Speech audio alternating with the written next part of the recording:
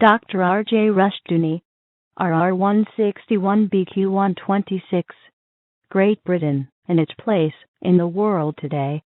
From the Easy Chair, excellent colloquies on various subjects.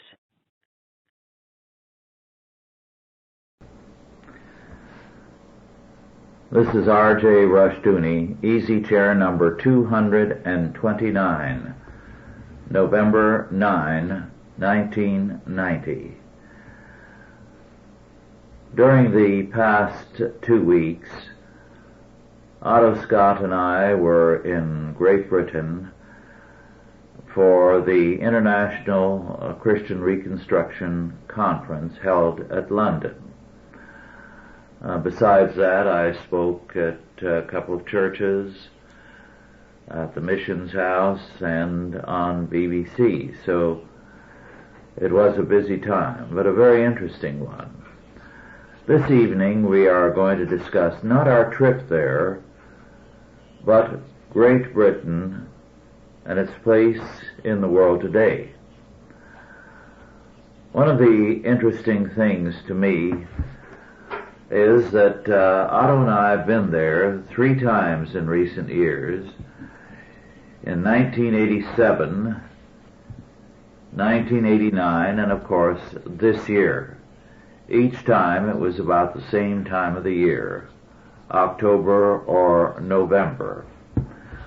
On each of our trips, we have found the situation very similar in that if you turned on the television set or the radio, it appeared as though Britain were in a major crisis and Margaret Thatcher was likely to go any time. At least that was the feeling of the media. Of course, she is still there.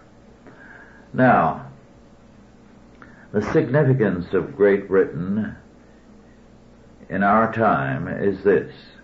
We may disagree with Margaret Thatcher on a number of points. Her foreign policy, for example, is not to my liking.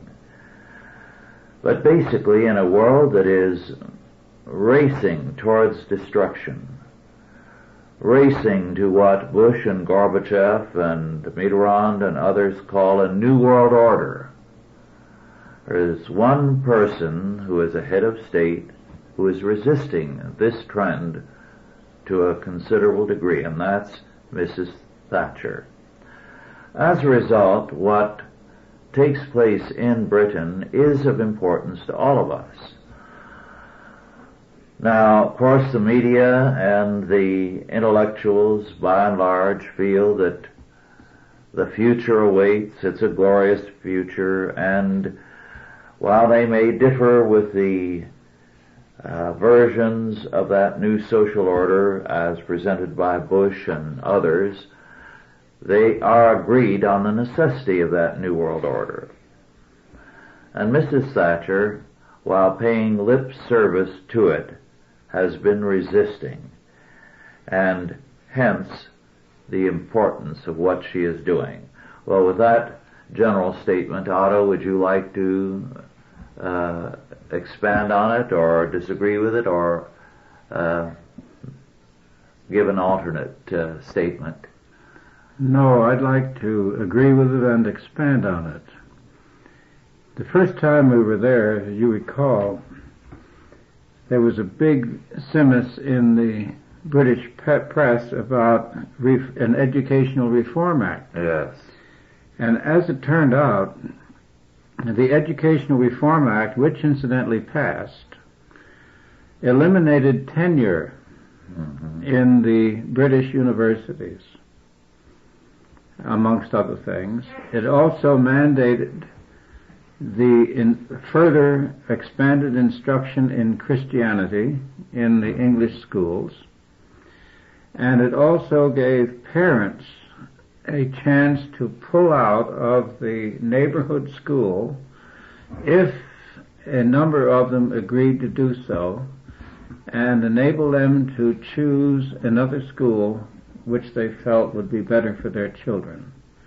Now, all 3 of those steps, the abolition of tenure, the teaching of Christianity, and the restoration of parental rights are steps which should long ago have been taken in the United States and have yet to be taken, and in fact most people are absolutely shocked at the idea of eliminating tenure. When we came back in 1987, I called a friend of mine in Washington and I suggested the abolition of tenure, and he said, "Oh, I don't know, that's pretty radical." I said, "Well, they're doing it in England, they've already done it." "Well," he said, "if they've done it in England, that's different." In other words, we're no longer the first people to take a step. And on the second occasion that we went over there, one of Margaret Thatcher's, her finance minister, the Chancellor of the Exchequer, had resigned. And the press went into a shrieking fit and said this was a grave constitutional crisis and that Mrs. Thatcher would, of course, have to step down. Well, she didn't, and the crisis passed.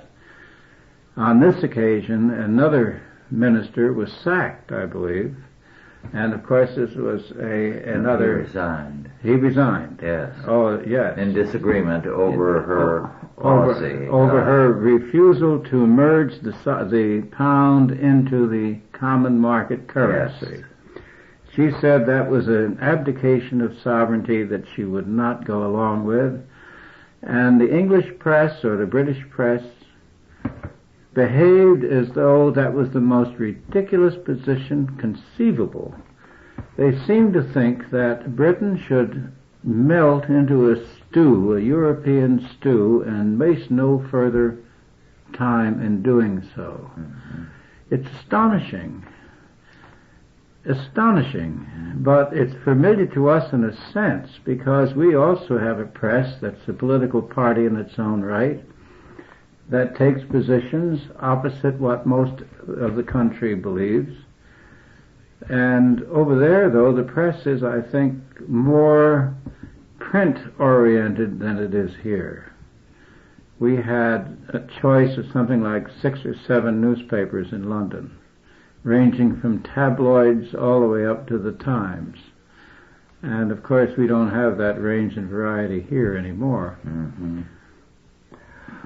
Well, you mentioned this internationalism, Europa, that everyone wants the common market to develop into. This is an amazing fact, this internationalism. Without defending nationalism of necessity, because I favor the concept of Christendom as against nationalism and internationalism. The simple fact is that the drive towards internationalism is reviving nationalism on a massive scale.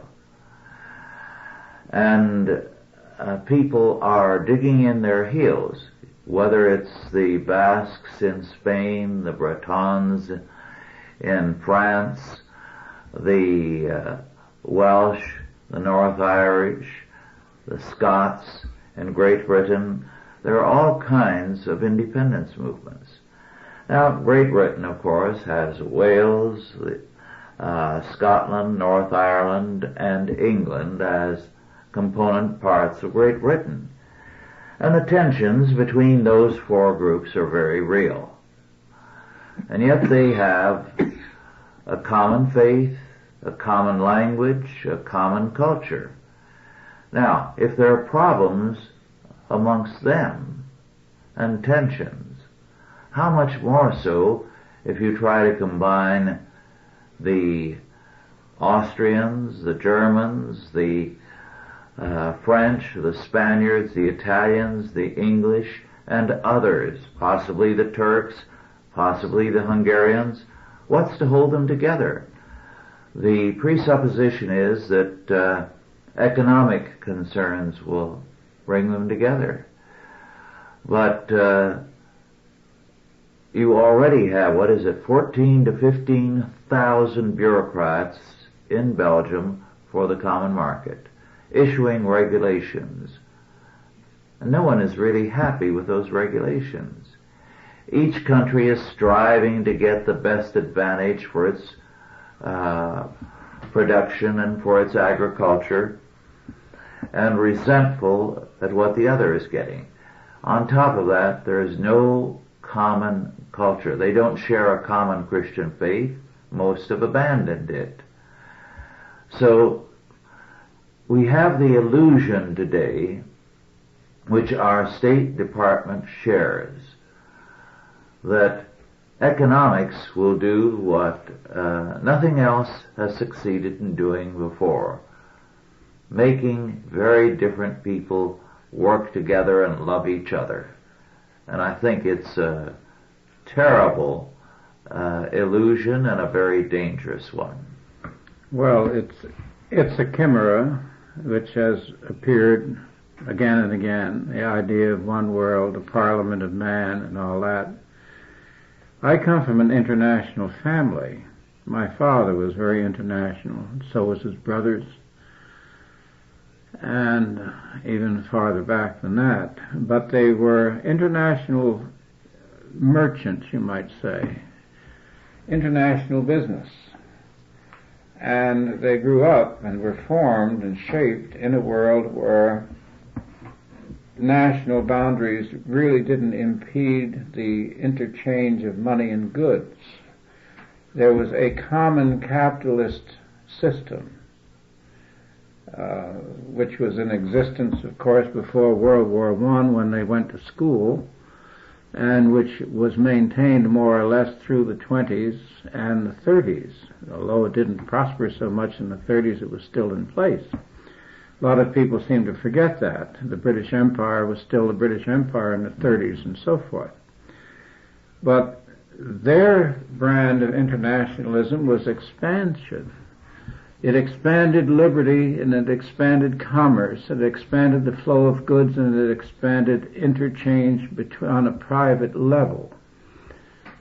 I recall that on one occasion he took me to the offices of Amsink Sony and Company in Wall Street, and we stopped in the lobby and looked at the board which lists the number of companies in the building.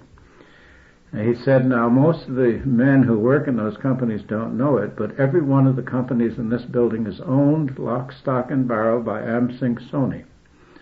And Amsink Sony was a Dutch construction firm with investments around the world. And he was checking on an individual, and they said, how much time do we have to check on him? And he said, well, you can have, say, a week. They said, oh, we don't need a week. Give us 3 days. We went back 3 days later to the credit department, the manager of the credit department of Amsink Sony, and they said, this is a gentleman who has changed his name 3 times. And I said, how did you find that out? They said, everyone pays a light bill. We traced him through his utilities. Mm-hmm. And that was something that even the police can't do. I don't believe they've even learned how to do it to this day. But the internationalism that Mrs. Thatcher is struggling against is a constricting internationalism. Yes. It is not an expanding one. It is not connected with liberty. It's connected with a bureaucracy. And the real theory here is that the bureaucrats will make one world, and they will lay down broad-scale rules for all of us. And there will be less and less room for business or religion or anything else outside the bureaucracy. Well, the internationalism that prevailed was an internationalism made possible in the last century and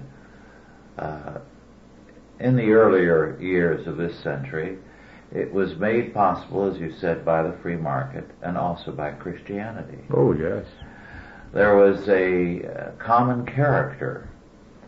Now, it was not too many years ago when you and I, doing a great deal of traveling, never had to have our baggage inspected or x-rayed when we got on a plane. Mm-hmm. But now that's a necessity, because otherwise planes would be blown up. It used to be that passports were not required. In fact, they were non-existent except in one or two tyrannies. But now, even to register at a hotel, we have to produce our passport so that the number can be taken. And one reason is, of course, the tremendous floating population of terrorists and criminals, characters that need to be controlled. So we are all controlled in the hopes of catching some of these. So we are talking more about internationalism than ever before, when the precondition of any kind of interchange of ideas, of populations, of goods is gone, namely the moral character to make it possible. Well, that's true. There's one point I'll correct you on. That is that the European Common Market countries are plotting now to eliminate passports within Europe, and also to eliminate work permits within Europe, so that a person can go from Turkey to any other part of Europe and go to work, cross back and forth across the borders and so on. The English don't know what's going to hit them. Yes. Once they really get into the common market and have the tunnel open, they're going to see immigration on an American level. Right now they're choking because they've got a couple of million immigrants out of a nation of 60 million. Wait till they get 40 or 50 million immigrants. Yes. Wait till they find themselves on the verge of being outnumbered. Yes. Well, there are a couple of things to get back to Britain today that I think are very revealing. A book written at the end of the 70s, making certain predictions about the 80s, spoke of Great Britain as no longer the source of trends that dominated the world, but only of fads. And of course, a great many things like the Beatles and hard rock and much more in the way of fads emanating from Great Britain were cited by this writer. But its ability to establish the trends, to determine the course of Western civilization, had apparently ended. Well, the interesting thing is that while fads still come unhappily from Great Britain into the United States and throughout Europe, trends are beginning to be set here and there by Mrs. Thatcher and her regime. Now, she is bucking the international trend in that. But for the first time in some years, Great Britain is setting a trend that many people are happy with, and hoping that it'll catch on more. Then there's another fact. When you and I were growing up, British goods were regarded as the quality products the world over. Then, after the war, they became a synonym for junk, and they were spoken of very contemptuously. I was more than once startled when the post-war younger element, those who were born around 1940, would speak contemptuously of British goods as junk, because it went against the grain. I was used to associating anything British with quality. But quality has come back steadily throughout the 80s. And a number of the unhappy aspects of British life, such as the dole, welfarism on a massive scale, have been set back because Mrs. Thatcher had the minimum wage law eliminated, and the welfare received is not enough to keep you going. You have to work. It's a stopgap thing. So there has been a restoration that I think too many people in Great Britain do not appreciate. Well, I don't disagree with that at all. I think one of the really important reforms that she instituted was to eliminate the land tax. Yes. And to substitute for it a poll tax. Now, if most people in the United States who have homes would lose that tax, I know that my tax is pretty considerable. Yes. That it would become highly favored here, just as the end of tenure would be highly favored if the people knew about it. Both in Britain and the United States, the people are prevented from learning about these developments by a press which is against them. Yes. Warren Brooks, the columnist, made a speech recently in Baltimore that I listened to, and it was very interesting. He said that the press is a partner with big government. The press wants to see the government get bigger and bigger because as long as the government doesn't regulate the press is in favor of regulation over everybody else. And of course every new department means a new job for somebody in the news business to cover.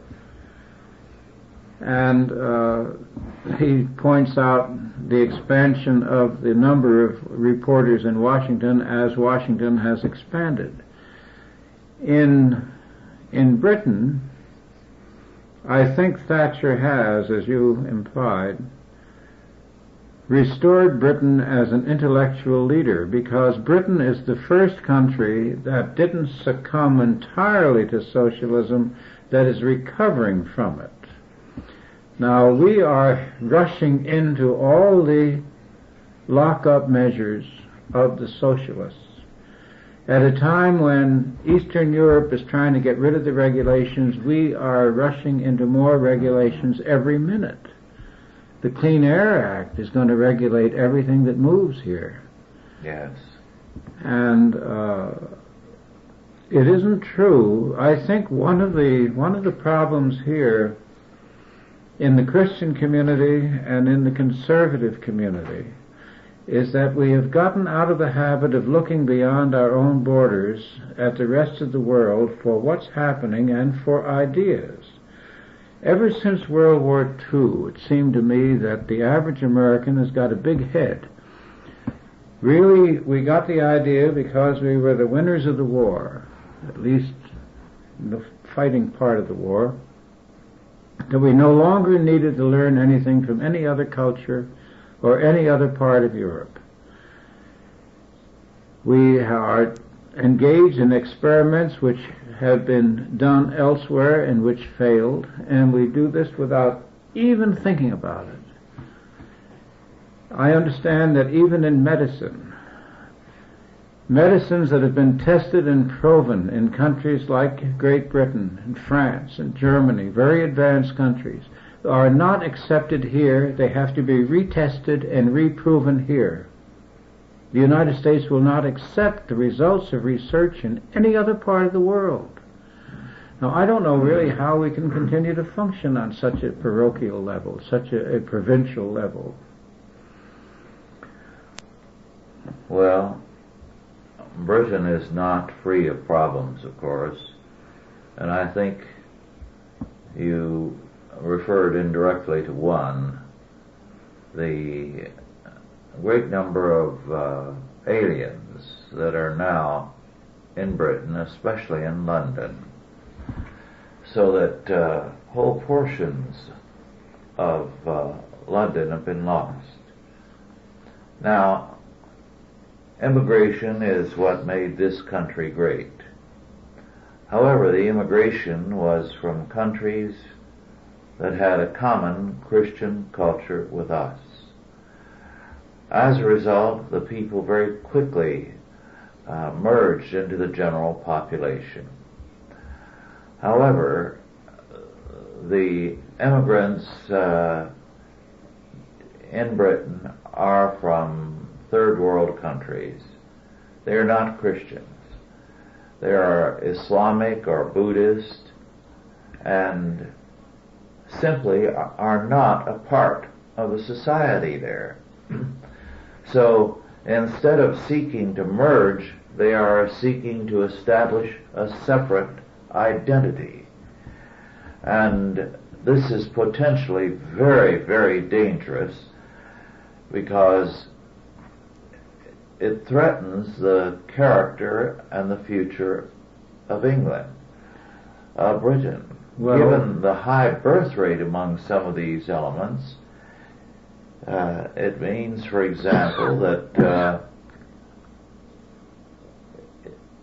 Islam, the second most important religion now in Great Britain, is likely to increase dramatically because the theology of the English churches and the Scottish churches as well as the Welsh is in a state of collapse. Well, that's true, and the Salman Rushdie affair brought the matter to the fore. There has already been a considerable concerted drive inside Britain for the teaching of Islam, Islamic studies, and even the languages of India, on the argument that since Christianity is taught, that it is unjust for Hindus to have to learn about Christianity when the Christians don't have to learn Hinduism. And the English liberals are hoist on their own petard, because this is a sort of an argument which they find very difficult to answer. It never seems to occur to them to say that since it's a Christian country and you chose to come here, knowing that it was a Christian country, you can either put up with our Christianity or go back home, because you weren't invited here to change this country. Well, they are trying to change it. Some of the peoples from the Arabian countries that are in Britain are guilty of selling their girls into virtual slavery, into marriages and the like in their home country. And Parliament is unwilling to tackle this because it is afraid that there will be racial problems developing because of this. So, short of an aggressive missionary activity which will bring these people into the fold of Christendom, not only England, but Germany, France, Italy, Spain, and the other countries that have these alien groups will be in for very serious trouble in the years ahead, in the very short-term future. Otto, you may have seen the November 1990 Phoenix letter by Tony Sutton. No, I don't get that letter. Oh. Well, the title of it is George Bush Moves Towards New World Order. Mm-hmm.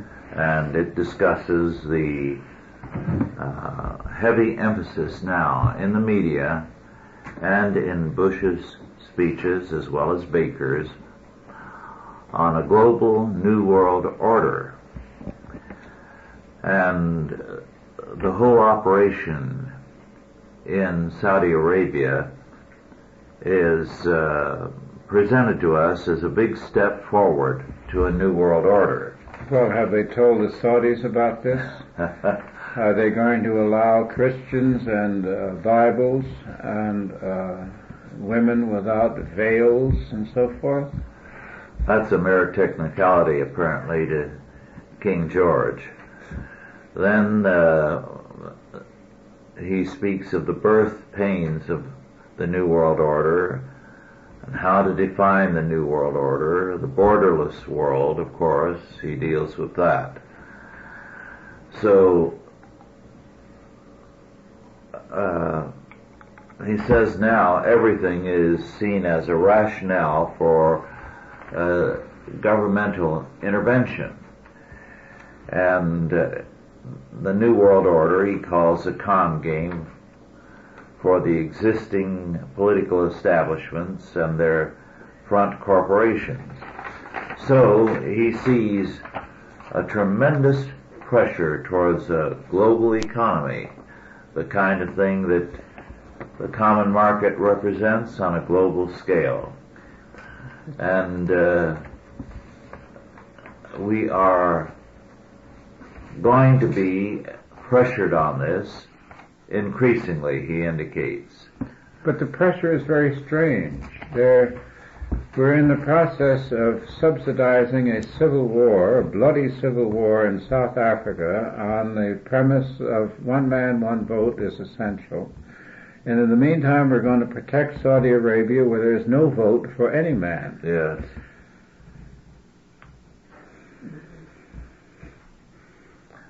Well, don't expect consistency from Washington, least of all George Bush. Well, even Mr. Bush is only one individual. He's the president, of course, but there's supposed to be some other thinking individuals in this nation. And it's amazing that these contradictions don't seem to occur. We're told here in the United States that we should accept all ideas, all religions, all races, all people, and we're going to send our boys to fight for a country that accepts nobody from the Christian community. No one. No. Well, I think liberalism is bankrupt and it's become a facade. I don't believe the majority of the liberals in governmental spheres actually believes in the liberal agenda any longer. They pay lip service to it. The goal now is power. Yes. Naked power. It has always been. Yes. But the rationale is getting too thin. It's transparent. That's why I believe it's advisable for people to save the copies of these economic and political reports they get as a point of reference, because less and less are you going to get any truth from the established media. So, we are facing a crisis of information. We're getting information about a lot of data, but nothing that constitutes true knowledge, insight. Well, we've had this. I listened to Crossfire this afternoon, which comes on CNN.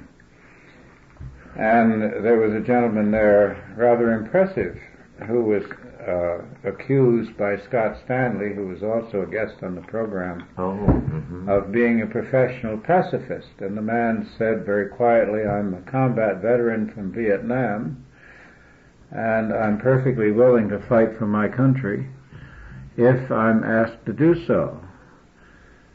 But he said, if we are going to go to war because a larger power invaded a smaller power and dispossessed its ruler, it seems to me that we should also take some look at what we did in Panama. We were a great power and we moved into a smaller power and we took away their ruler. We now have him in prison and waiting trial in our country. And if we are going to go to war, I think we should know why. And I think that we should do it constitutionally, that our Congress should vote the issue. And if they vote that we go to war, he said, my objections will cease. But I'm going to object as long as the matter is being handled in a authoritative way by a single official. Yes. And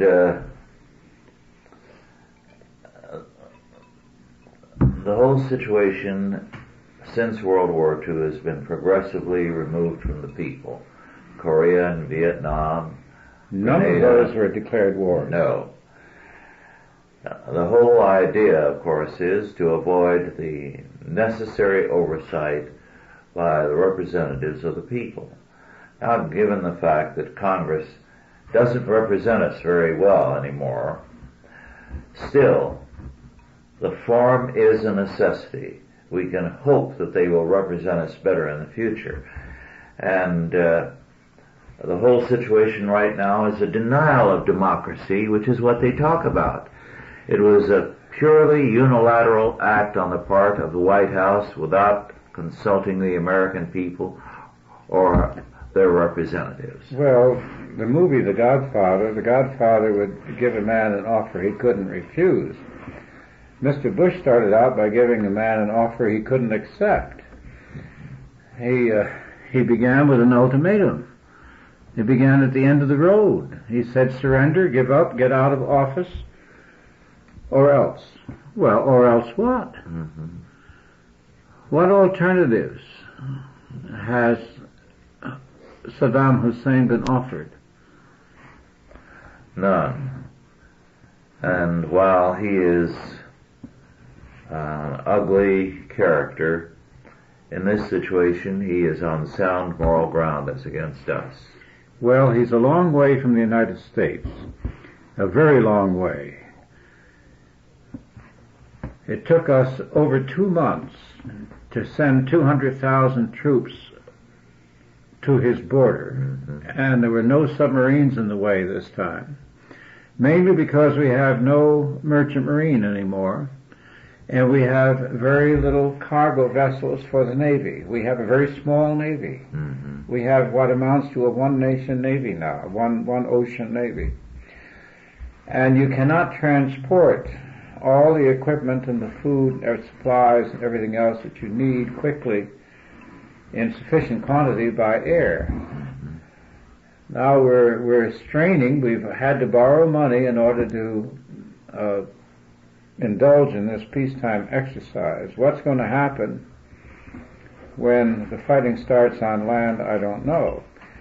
But the main thing that concerns me is not that sort of thing so much as the contradictions. What difference does it make to us which group of Arabs sell us the oil? And where does the Mohammedan world fit into the New World Order? The Mohammedan world is a totally different culture. Yes. It has been a sealed culture ever since Muhammad put it together. Mm-hmm. It has been impenetrable from the West. In order for me to get a passport to get into Libya, a visa to get into Libya, it took, when I was with the oil company, it took me about 6 weeks. They have incredible bureaucracy. If you have ever visited Israel, you could not get into Libya. Mm-hmm. And here we are allied with the head of Syria, one of the most vicious despots in the world. He's anti-Israeli. He's anti-Iraq. He has been accused by human rights organizations of perpetuating the most horrible tortures upon his people. He eliminated a whole city with 20,000 people in it as an example.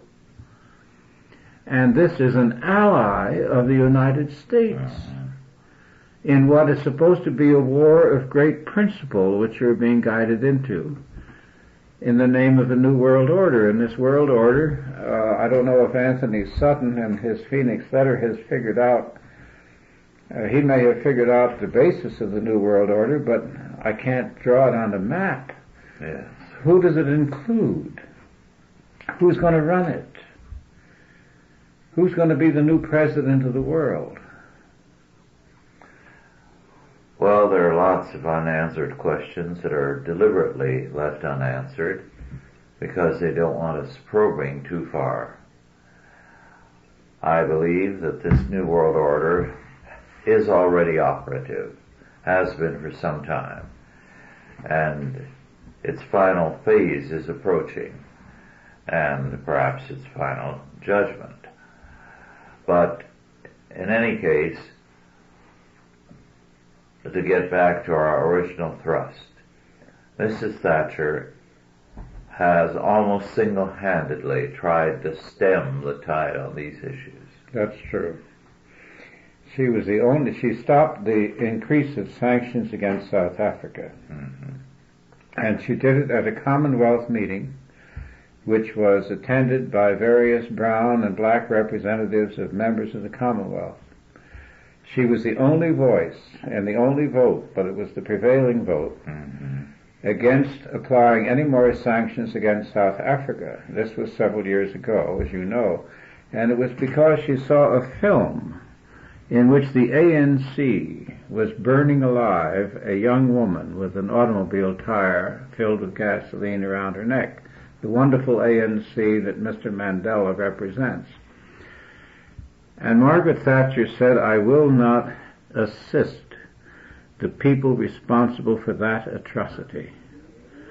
It was a very simple, sound, and sensible position. And the newspapers of Great Britain went up into flames. Yes, as though she had uttered the ultimate blasphemy. Yes. And it is true that she is trying in the most desperate way to stem the pace of the common market unification effort in, I believe, the hope that if she can slow it down, the people will eventually see that it is a great bear trap. And I think it was you earlier today on the phone who said they were propounding the sort of situation that Germany now occupies. Germany is unified and the Soviet army is sitting in the middle of the unification. The East German mark is going to be equal to the West German mark, which means that worthless paper is going to be exchanged for very valuable currency, and the people of Western Germany are going to have 17 million individuals who are coming in, buying up everything in sight. Yes. Which they didn't have to labor to produce. Yes. Now that is not justice. No, it isn't, and it may be the pattern for the new world order throughout Europe and throughout the world. Well, in other words, the goods of the West will be distributed to the world. Yes. And the people of the West will be reduced to workers and on a very low level. Yes. Well, the outlook is a grim one. I don't think Mrs. Thatcher is going to be able to stem the tide, although she has done heroic work. I think her work will be hard to undo, but I think they're going to go at it with a great deal of zeal. I do believe that, as the old proverb has it, man proposes, God disposes. And we're going to see the judgment of God in our time. And the various nations of the world are going to feel the brunt of it. It will shake them up thoroughly. I think we are at the end of an age. And one consequence of it will be that all the old truths will be thrown out. So, even as we enter into the worst decade of the century, perhaps, we have a great deal of reason, I think, to hope. Well, we have just gotten through an election, which is very interesting. It was an election against the incumbents. Although most of the incumbents managed to escape the guillotine, there were more of them who had a narrower shave this time than they've had in many a year. Mm-hmm. And their draconian laws against limitation of terms and so forth, against expansion of their budget in the state legislature were enacted here in California and in some other states. And my feeling is that in 2 more years on the national level, the American government is going to get the biggest shock it's ever had in a long time. People are going to appear from very strange new quarters that are going to be elected, because there is a tremendous feeling throughout the country against the government. Yes. The government is the only part of the nation that doesn't know. The government and the press. The press is loath. There never was a time when journalists had a good reputation, you know. Journalists have always been very close to blackmailers and scandal mongers, fantasists of one sort or another. It's a dirty business, and it always has been, and the fact that they're getting big salaries doesn't make it any less dirty. The journalists, though, are parading around today under the impression that they're honored citizens, and the fact of the matter is that they're hated. Yes. And the same thing is true of our officials. Now, I do not believe that a government that loses the confidence of the people can survive. So therefore, I don't believe that the plans for the New World Order are going to go forward. The people in charge of the ship don't realize that they've got leaks in the vessel. Yes, and I think one of the amusing aspects of the election here this week was that when it was over, the media was trying to explain it as though their rational thinking was the truth, as though they had the key to it. And I think the fact that the voters turned out a great many of the high-tax people, including those who voted themselves a pay raise, was a good sign of things to come. I believe that the temper of the people is a volatile one now, one of anger. I think the fact that in Arizona the bill to make Martin Luther King Day a holiday, a state holiday, failed in part because of the blackmail threats if they voted it down by the National Football League. Well, they should tell the National Football League not to even go through the state. Mm-hmm. After all, the National Football League is out there trying to make money from the people. If they don't want to take any money from the people of Arizona, they can do without it. Yes. But now the question mark is, in Britain, how do the people feel? How can you tell? Yes. Because they have no voice. They have no voice. There's really no way. I could say what I have about the American government because I talk to a lot of people, and we know a lot of people in common, and this is the reaction that we get. Mm-hmm. All I can say about the city of London, for instance, is that it's very pleasant to be in a large metropolitan center where it's safe to be out on the street at night. In certain areas. Well, at least in the areas that I was in. In no area are we safe here. Mm-hmm. Well, you're safe in Murphy, but well, not in the metropolitan area. No. In fact, Bill Tehan, a friend of mine who is a very well-known analyst in Wall Street, Bill is a somewhat slender, short man in his early 60s, I would say, was mugged in the Grand Central Terminal last week, and I said, was he hurt? And they said, well, yes, his nose was broken, and they kicked him around a bit. Grand Central Terminal. This was in New York. In New York City. Mm-hmm. So you can be sure that London looked pretty good from that point of view as far as I was concerned. Yes. And Edinburgh looked wonderful. Thorough delight. Well, the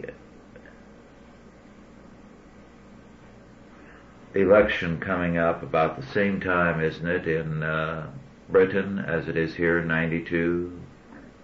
I'm not sure whether it's 91 or 92. Yes. It will be interesting to see how the people react again.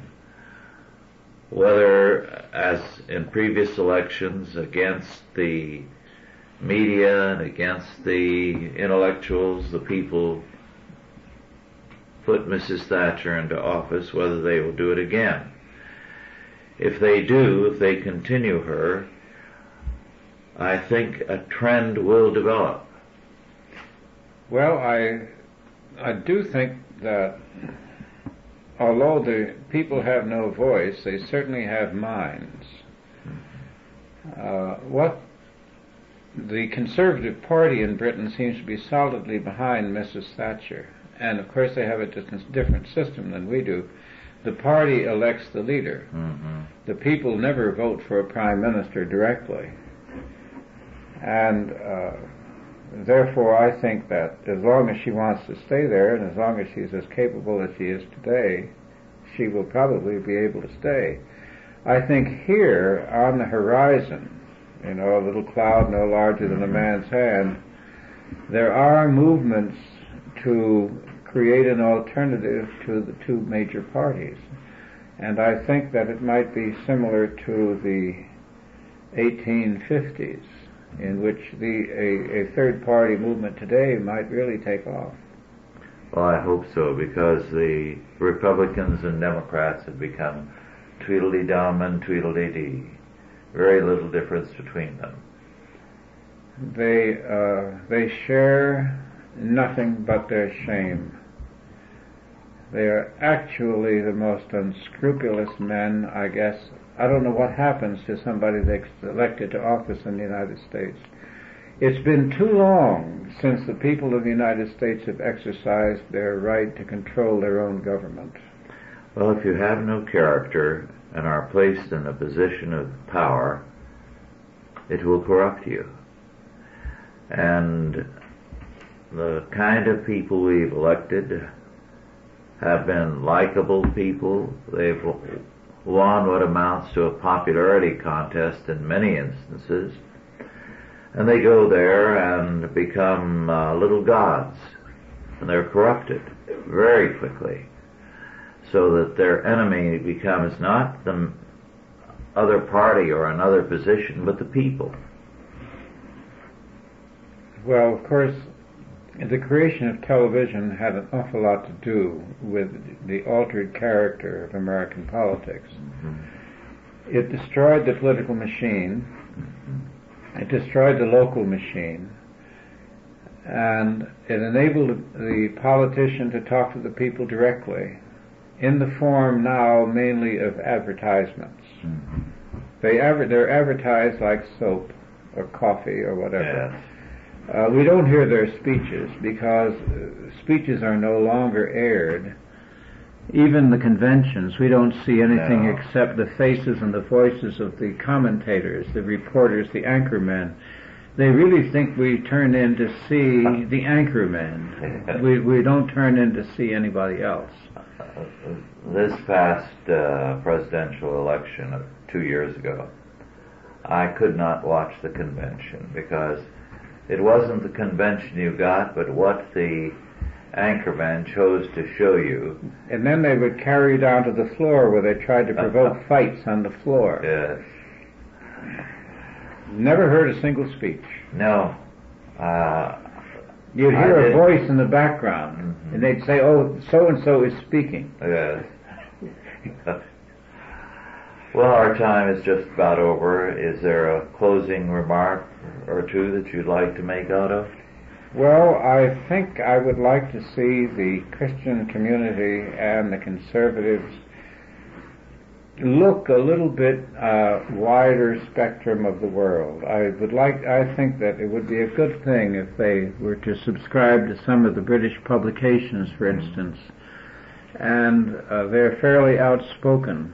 Mm-hmm. Although they have strict censorship laws over there, they somehow manage to have more diversity of opinion than we have here where we have no censorship laws. It's an interesting paradox, and I think it would be good if we began, at least intellectually, to start thinking along terms of Christendom. Yes, I think we need to think not in terms of nationalism or internationalism, but Christendom. And the politicians are determined not to permit us to think that way, but to break down the religious strength of Christendom. But I do believe it is going to reassert itself, because the present humanistic world order is perishing. Well, thank you all for listening, and God bless you. Authorized by the Chalcedon Foundation. Archived by the Mount Olive Tape Library. Digitized by ChristRules.com.